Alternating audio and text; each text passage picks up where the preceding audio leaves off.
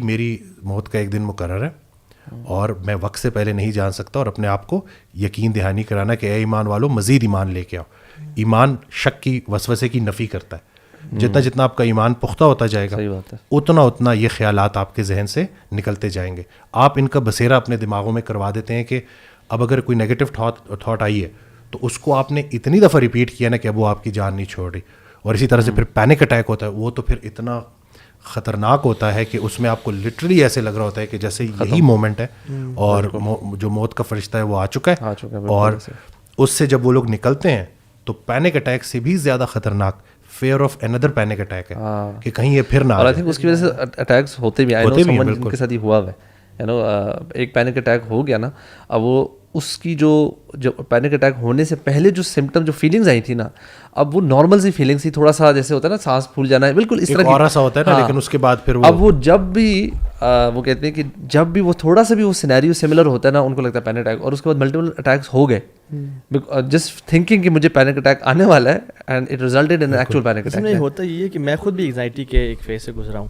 یہ ہوتا ہے کہ وین یو آر ورڈ کہ مجھے وہ دوبارہ نہ ہو جائے نا, یہ جو وری ہے نا کہ مجھے دوبارہ نہ ہو جائے, مجھے دوبارہ نہ ہو جائے, اور آپ ہر چیز نا ذہن میں کنیکشنز بناتے ہو, اس وجہ سے مجھے ہوا تھا, اس وجہ سے مجھے ہوا تھا, پورے پیکج بناتے کہ کیوں ہونے لگا, کیوں ہونے لگا. اور پھر آپ کا نا ذہن اس سے نا یعنی ایک کنیکٹیوٹی ڈیولپ کر لیتے ہیں کہ جب یہ فیز آیا تو اس میں وہی ہارٹ بیٹ تیز, وہ بندہ جو 100 سیڑھیاں چڑھ لے تو سانس نہیں چڑھتا, وہ 5 سیڑھیاں چڑھتا ہے اس کو سانس چڑھنا شروع ہو جاتا ہے. ہارٹ بیٹ اتنی تیز کہ ہر ٹائم 24/7 ہارٹ بیٹ تیز ہے. پھر ہونٹوں کا سوکھ جانا, پیاس کا لگنا, بار بار واش روم کا آنا, اور اگین یعنی لوگوں سے بات کرنے کی کانفیڈنس شیٹر ہو جانا, سیلف اسٹیم لو ہو جاتی ہے. اور یعنی الحمدللہ I am a confident person, لیکن جب میں اس فیز میں تھا نا I never use to talk.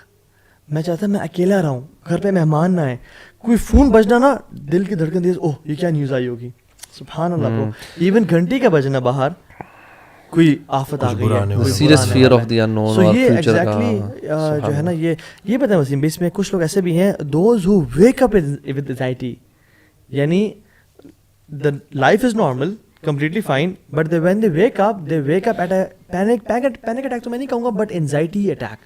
ٹھیک ہے, آپ کے پاس ایسے کوئی کیسز آئے ہیں یا؟ بالکل, اس کی بہت سارے کیسز ایسے بھی ہوتے ہیں جن کے پیچھے کوئی وجہ نہیں ہوتی, لیکن جب ہم پراپر ان سے بات کرتے ہیں, جب وہ کھلتے ہیں تو پتہ چلتا ہے کہ کوئی ڈسٹرب چائلڈہڈ ہے, کوئی بچپن میں کچھ ایسی چیز دیکھی تھی, کوئی ایگزام کلیئر کرنا چاہتے تھے وہ نہیں ہو پایا, مارکس پورے نہیں آئے, یعنی کہ کہیں نہ کوئی ایک فیلئر ہے, کوئی ان ریزالو کوئی مسئلہ چلا آ رہا ہے جو کہ چلتے چلتے یہاں تک آیا ہے.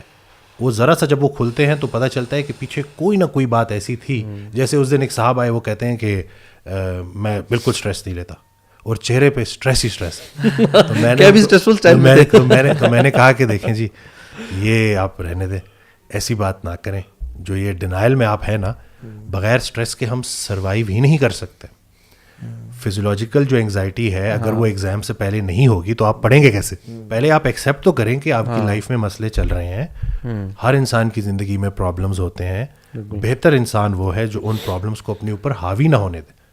آپ اگر ایک چیز کو ایکسیپٹ ہی نہیں کر رہے تو آپ نے تو پہلا اسٹیپ ہی نہیں لیا. تو پھر وہ انہوں نے کہا کہ نہیں ایسے. تو پھر میں نے ان کو یہ بھی بتایا کہ ایک ویڈیو میں دیکھ رہا تھا, اس میں وہ بندہ کہتا ہے کہ 2 ہی لوگ ہیں جن کو انگزائٹی نہیں ہوتی, ایک سائیکوپیتھس اور ایک وہ جو کہ قبرستان میں دفن ہے. جو زندہ ہے نا اس کی لائف کے ساتھ یہ پرابلمس چل رہی ہیں, اور وہ ہر انسان کی لائف میں ہوتی ہیں.